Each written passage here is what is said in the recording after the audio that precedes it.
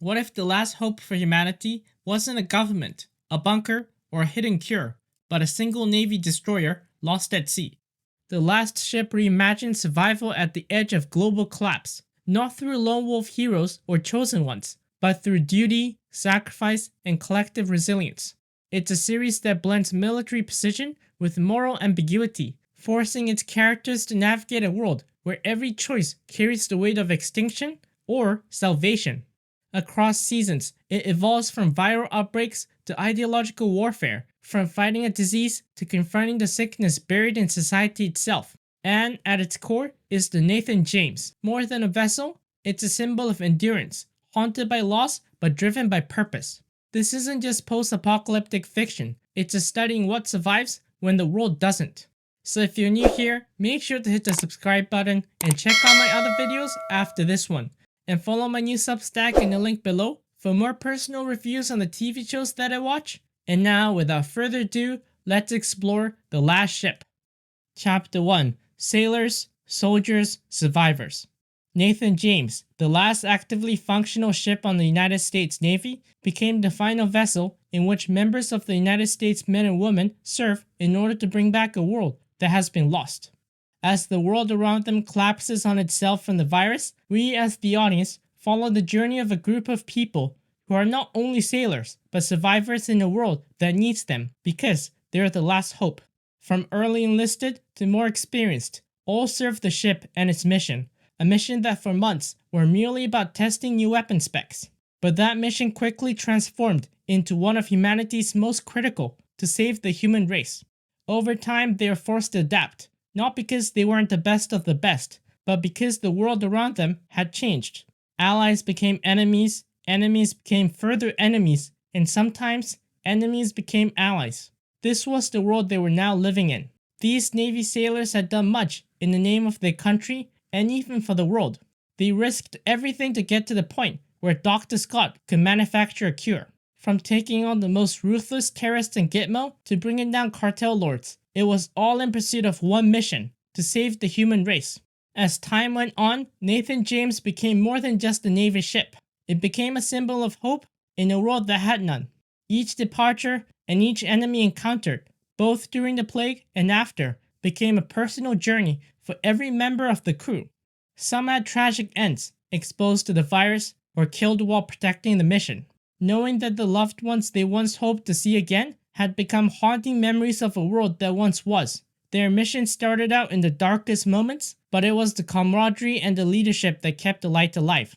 And through all that, Nathan James never lost hope. They respected the chain of command and made it their damnedest mission to save every single one of their crew. Because when they started out, they were just sailors. Then they became the last soldier, and in the end, they became survivors. Those who told the tales of once they've lost and the victories they've earned. Chapter 2: Leadership at the End of the World. When the world collapses and there is no one running the country, it becomes a hellfire of storms as factions rises trying to take control of what is left. When the red flu was released and weaponized, thousands died as casualties, and most nations suffered greatly. Countries like Japan and France were among the least fortunate.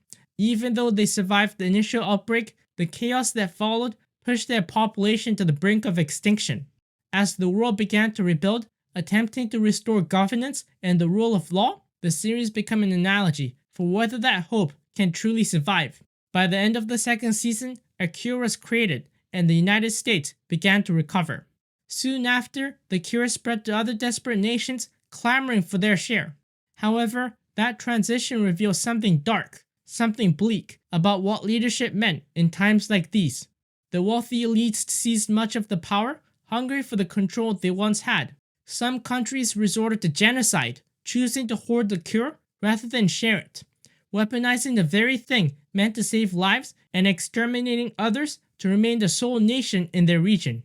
Leadership in these times is shadowed and cruel. It takes a particular kind of personality to lead amidst such darkness, someone who must constantly question whether their trusted advisors serves the greater good or merely their own self-interest. Power becomes the ultimate prize, while the concept of honor and national duty erodes so deeply that even ordinary people loses faith in the possibility of rebuilding. It is in that struggle, within the world of corruption and collapse, the Nathan James stands out as the real last hope. The crew aboard the ship aren't just honorable, they embody the very heart of the United States, and by extension, the hope of the entire world. Their love for their nation, rooted in unshakable moral beliefs, is rare and unbreakable, even in the face of devastating loss. Despite all they've endured, they've never lose faith, never doubting whether their mission is right or wrong. Without them, the world of the series might have collapsed beyond repair. Chapter 3: The Cure as Weapon. For the first half of the series, the focus centered entirely on the cure, a last hope to save what remained of human population. The red flu had become the deadliest virus humanity had ever faced, and the cure represented salvation. But with that hope came an arms race. It wasn't just about the science behind the cure, it was about who controlled it. Chaos erupted, not only from those desperate for salvation, but also from those who were mysteriously immune, and others who exploited the situation for power. The series portrayed a world spiraling into disorder, one that could only be witnessed, not easily explained. That hope for a cure hits close to home in our real world.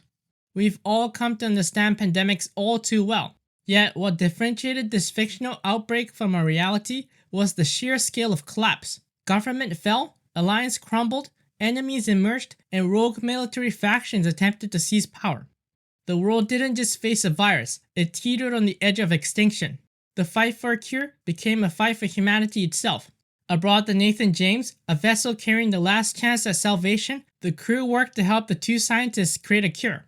However, they all failed to realize the profound changes the world would and had undergone during their mission. What they expected to return was long gone. In its place stood a chaotic new order, some clinging to power, others hiding away, many infected or already dead. The immune saw themselves as superior, attempting to wipe out the non-immunes, while the powerful sought to dominate the broken world. This mission to create and distribute a cure was more than scientific endeavor. It was a moral battleground. The crew of Nathan James stood out because they upheld a core belief: the cure belonged to everyone. It wasn't for the elite or a chosen race. It was for all of humanity. Amidst infighting, betrayal, and societal collapse, they remained a rare symbol of hope. As former neighbors turned on each other and civilizations fractured, the Nathan James continued to sail, determined to fulfill its mission.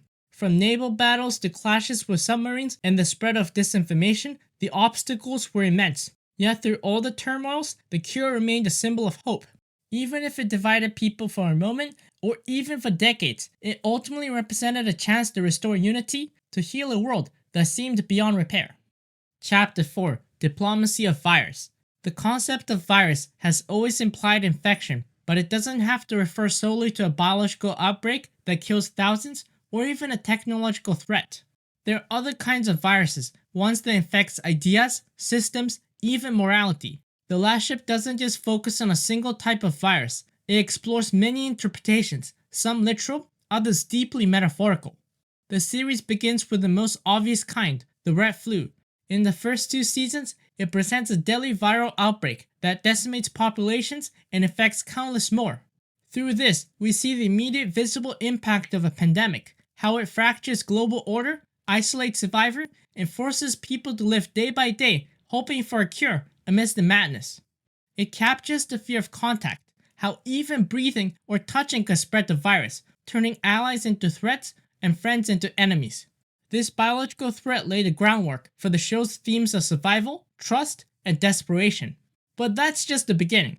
By the 3rd season, while the red flu remained a concern, the narrative shifts to a different kind of infection, one that's less visible but just as destructive: corruption and greed. As the world begins to rebuild, a new virus takes hold, not one that infects the body, but one that infects the soul. The powerful and the wealthy, now in control of essential resources, begins to twist the powers for their own gain. This unseen virus fractures societies, erodes trust, and replaces hope with disillusionment. This form of infection isn't cured by medicine, it spreads quietly, feeding on ambition and self-interest. Even as the red flu is contained, the emotional and societal damage continues. The show makes it clear, not all viruses has the symptom you can see.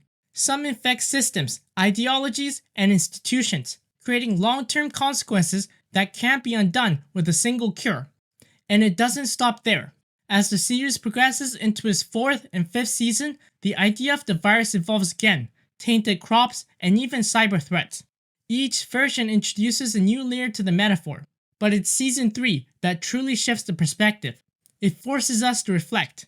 It challenges us to consider the implication of unchecked power, the fragility of rebuilding, and the reality that some infections go dormant only to return when we least expect them. Because corruption and greed don't end with the season finale, they linger, they whisper, and in The Last Ship, the lingering dread, born in the 3rd season, becomes a slow spreading virus of its own, haunting the rest of the series. Chapter 5: The Ocean as Battlefield. The ocean is the one entity on Earth that connects all continents. It's a vast trench of water that simultaneously links and divides us.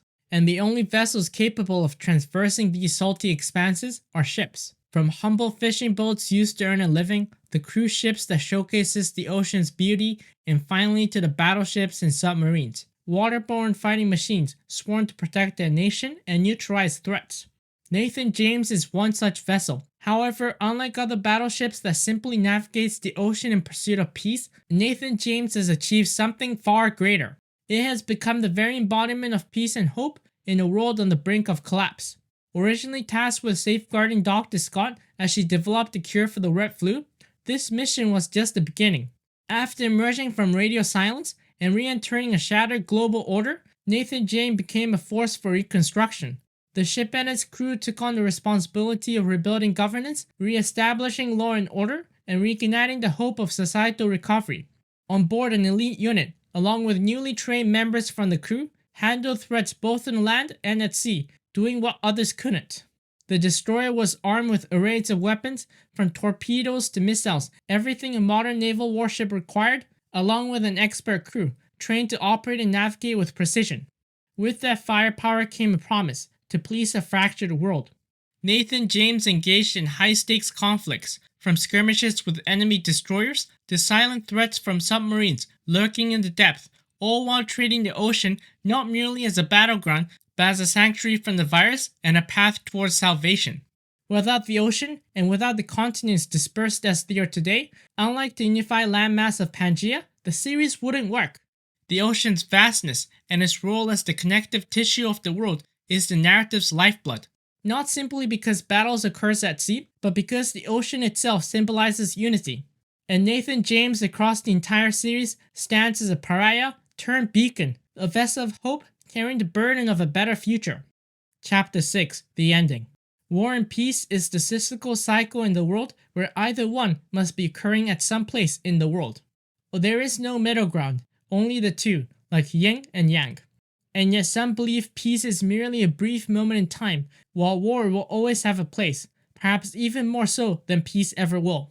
That might be true for some. The comfort found in being part of a war can be the only sense of peace some people ever feel. This has been the emotional and thematic undercurrent the series has been building towards. Each season offers a new interpretation of the virus, and even as the story nears its end, it continues to deliver fresh perspectives on the vast ever-changing ocean of the world. The notion of war and peace becomes just another form of viral mindset, one that every character in the series has been affected by at some point in their journey. Although the final season takes a wide shift in narrative, moving away from the red flu and its consequences, it introduces a new threat, making Nathan James the sole naval vessel the US can count on once again. The fight forces us as the audience to confront all the casualties, the death that occurs aboard Nathan James, and to ask, how much more can the ship and its crew take? From the outside, one could say this ship is haunted by the ghost of the fallen.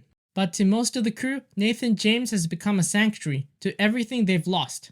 It was the vessel that brought them together on their first mission for a cure to the red flu. Over time, people died and others joined, making it the only place where they could connect with both the living and the dead. These haunting weighs heavily on everyone. Each crew member suffered from their own disillusionment, wondering whether they were truly doing the right thing, knowing the ripple effects of their actions caused. And then with one final fight against Gustavo and his crumbling vision for New Columbia, Nathan James confronts the sobering reality that it may have sailed its last ocean as the crew abandons ship. Yet spirit of the ship endures. Nathan James and its original commander, Tom Chandler, have become one and the same. As Chandler is finally forced to reflect on the ghost that roams his ship, he finds the strength to release the burden that has long filled his soul. In doing so, he gives Nathan James the farewell it deserves, a vessel that protected him and everyone else from the threats of both land and sea, viral or otherwise. Because in the end, the last ship wasn't just about survival, it was about letting go, honoring the past, and finding peace at sea. Thank you for watching this video. If you liked it, leave a like, subscribe if you're new, and I'll see you soon in the next review episode.